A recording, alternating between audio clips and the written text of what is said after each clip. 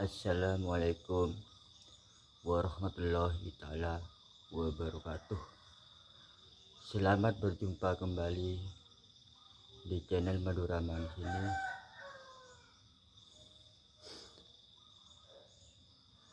Aku mohon bantuan yang baru jumpa dengan channel ini, yang baru nonton, bantulah subscribe dan aktifin loncengnya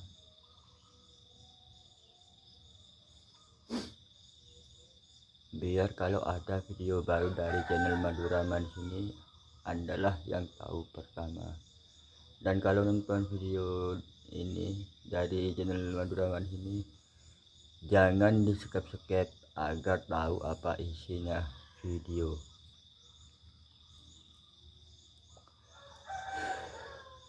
Dan aku doakan yang udah jadi penonton setia, yang udah support, udah subscribe, penonton baru jumpa dengan channel ini, aku doakan agar segala urusannya dipermudahkan dan dijauhkan dari penyakit, diberikan kesehatan, dijauhi dari api neraka, selamat dari siksa kubur. Amin amin ya rabbal alamin. Aku tiap buat konten gak lupa untuk menyampaikan untuk jangan lupa sholat 5 waktunya atau sholat sunat malamnya. Dan ingatlah kematian. Soalnya kalau kita hidup ini ya pasti diakhiri kematian. Ayo kita cari pesangon untuk kematian kita. Tingkatkanlah amal ibadah kita dan tingkatkanlah perlakuan kita supaya perlakuan kita ini baik.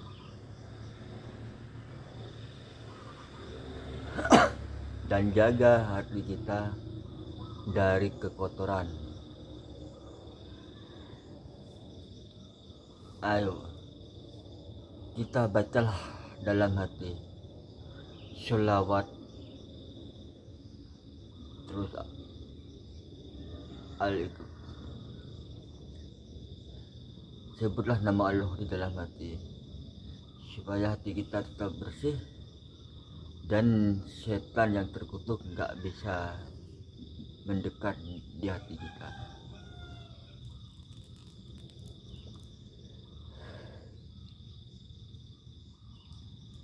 Karena kita ini yang ditunggu-tunggu cuman kematian.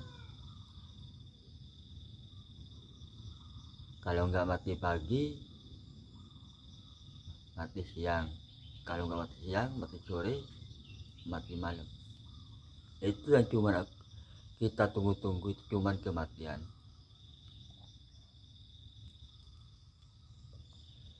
Ayo kita tingkatkan ibadah kita. Dan kalau punya harta lebih, ayo kita bantulah fakir miskin, anak yatim, pembangunan masjid, pembangunan madrasah. Bantulah agar pahala kita sewaktu kita mati terus mengalir. Gunakan hak harta kita dan sisa umur kita ini, gunakanlah sebaik-baiknya agar umur kita ini enggak sia-sia.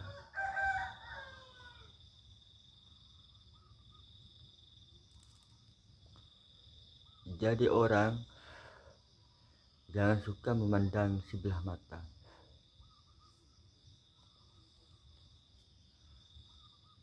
Karena kita ini pasti saling butuh membutuhkan. Yang kaya pasti butuh yang sama si miskin.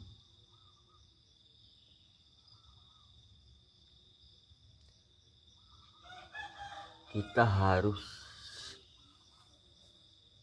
saling rukun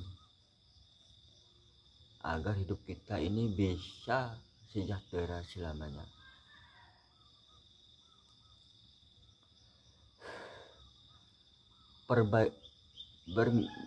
Perbaikanlah hubungan kita sama Allah dan sama sesama manusia.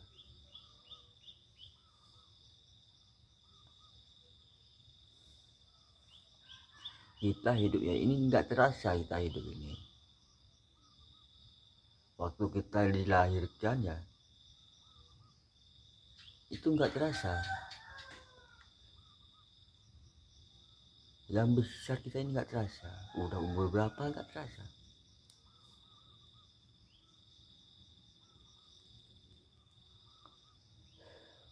Aku nih ya, sekarang ini aku udah umur 44, tapi nggak terasa. Kayaknya aku masih umur 14 tahunan. Nggak terasa. Nah itulah, kalau manusia di dunia ini ya, tiap hari itu kecolongan, tiap detik kecolongan. Jadi usahakanlah jangan lupa kerja sholat 5 waktunya, dan ingatlah kematian kita, dan kerjakanlah perintah Allah dan jauhilah larangan Allah. Karena kita ini ya tiap detik itu kecolongan. Kalau kecolongan harta, sepeda motor belum tentu.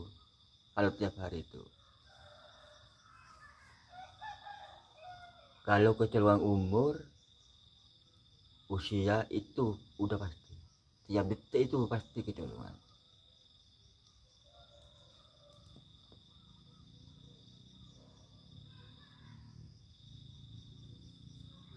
Kan ini, tiap detik itu pasti berkurang umur kita. Ya, tiap hari berkurang, sampai ketemuan sampai kematian kita. Udah nyampe kematian kita.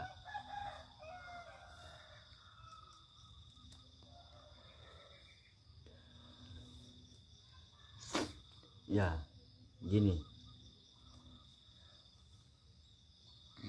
Waktu kita kecil kan kita digendong sama orang tua kita. Orang tua kita itu ya berusaha untuk membesarkan kita, untuk menjaga anaknya biar jadi anak berguna bagi bangsa dan agama. Jadi ingatlah orang tua kita, jangan sampai dilupakan, dan kirimlah Al-Fatihah walaupun orang tua kita masih hidup, apalagi udah mati. Karena kalau udah mati, yang ditunggu-tunggu itu cuman kiriman Al-Fatihah dari anaknya. Karena kalau anaknya itu kan pasti disuruh ngaji sama orang tuanya, biar kalau orang tuanya mati bisa mengirim Al-Fatihah. Ya walaupun hidup kan bisa kirim Al-Fatihah.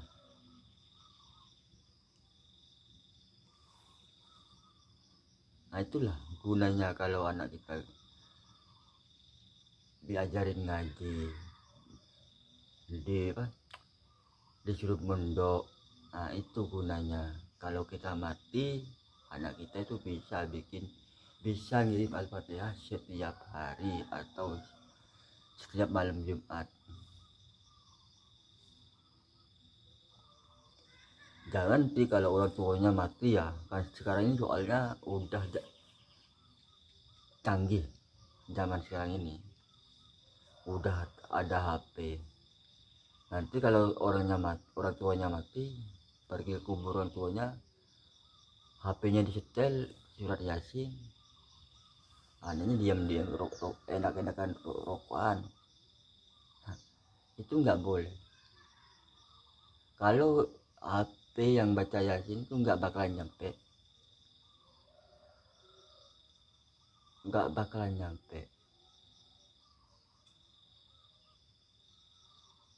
Apalagi HP orang lain, tetangga kita seumpamanya ngaji di kuburan orang tua kita, sebenarnya bukan orang tuanya, cuman status tetangga, saudara, ponaan, itu masih lama nyampe nya, masih nyantol ke sana ke sini, nggak langsung nyampe.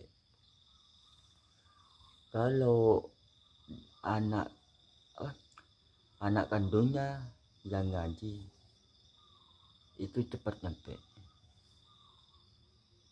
karena yang ditunggu itu dia orang yang udah mati cuman kirim Al-Fatihah. Dan bagi orang yang buruk, pekerja yang buruk ya nggak pernah sholat, nggak pernah apa-apa di masa hidupnya, kalau mati itu pengen cepet-cepet hari kiamat. Karena kenapa? Karena udah nggak kuat menerima siksa kubur. Kalau orang yang nggak baik itu kayaknya lama gitu yang dikubur tuh, yang dikubur itu kayaknya lama, terus dikubur tuh gelap.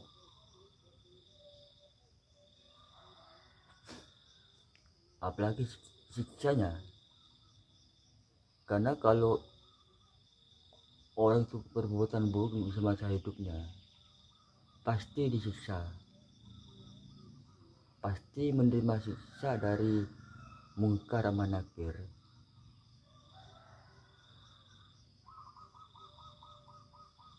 Bagi orang yang perbuatan di dunia itu ya, perintah Allah dikerjakan, larangan Allah dijauhi, selalu perbuatan yang baik, selalu kita harus meningkatkan amal ibadah kita. Nah itu di kubur ya, itu perang di kubur itu. Perang kayak ada lampunya itu kayak rasanya kayak sebentar tuh tidur di kuburan tuh. Kalau yang perbuatan yang nggak baik, orang itu nggak pernah sholat di masa hidupnya, suka mengambil hak anak yatim, dia nggak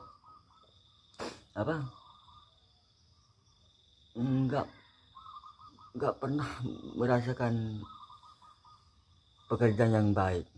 Soal pekerjaan yang baik buruk-buruk aja. Karena kalau pekerjaan yang buruk itu ya pasti bakal terima siksa. Kalau udah disiksa, dia mau bertobat ya percuma. Kalau udah waktunya disiksa, dia mau bertobat, mau kembali ke dunia, percuma. Jadi kalau semasa hidup ini ya, usahakanlah, berbuatlah yang baik, tingkatkanlah amal kita, amal ibadah kita, biar punya pesangon untuk kematian kita yang mau dibawa ke kubur, yang bisa menemani kita di kubur. Kalau cuma harta itu nggak bakalan bisa menemani, nggak bisa bakal menemani kita waktu kita dikubur. Kalau amal baik kita selama hidupnya bisa membantu pembangunan masjid, membantu pembangunan pondok, membantu fakir miskin, memberi anak yatim, itu pahala kita itu bisa nemenin kita sewaktu kita dikubur, dan pahala kita itu bisa mengalir tiap hari.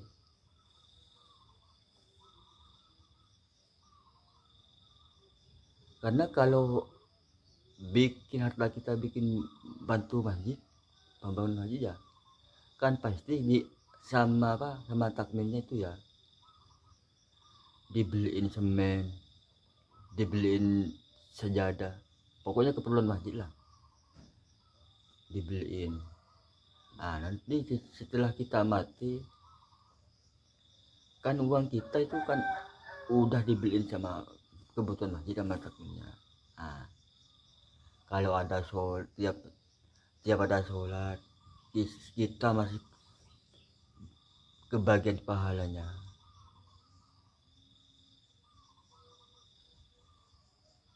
Dan kalau sumpahnya kita jadi guru ngaji ya di langgar kecil, ngajar anak santrinya itu nggak bisa baca huruf, nggak bisa ngaji sampai bisa lancar ngajinya. Nah nanti setelah kiainya itu mati, terus santrinya itu ngajarin ngaji juga. Nah itu kiainya itu masih kebagian pahalanya, mengalir terus parah itu kalau membantu pembangunan masjid, membantu pembangunan pondok, jadi guru ngaji, pasti tiap hari itu mengalir pahalanya. Kalau kita walaupun kita mati, lain sama sholat. Kalau sholat nggak mengalir. Kalau sholat itu waktunya cuman semasa hidup. Kalau semasa hidup kita sholat ya dapat pahala. Tapi kalau udah mati, udah berhenti, nggak bakal mengalir pahala sholat itu. Kalau membantu pembangunan masjid, mengajar ngaji, membantu pembangunan madrasah atau pondok, itu tetap mengalir. Karena kalau kita udah mati kan udah nggak bisa berbuat apa-apa, apalagi mau sholat,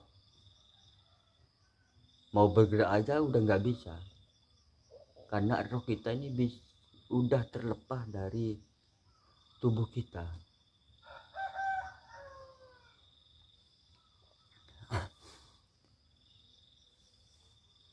Dan jangan ya, aku ingin sekali lagi, jangan tinggalin sholat yang 5 waktu atau sholat sunatnya, jangan sampai ditinggalkan. Dan ingatlah kematian kita, karena kematian kita itu enggak berjanji, tiba-tiba udah menjemput kita. Kalau enggak malam, sore, kalau enggak sore, pagi atau siang. Itu yang kita tunggu itu, detik-detik kematian kita. Dan ayo kita ini ya, bekerjalah seakan-akan kita hidup selamanya, beribadah seakan mati besok. Ya udah dulu ya, ini udah mau masuk ke 20 menit. Semoga bermanfaat apa yang aku sampaikan,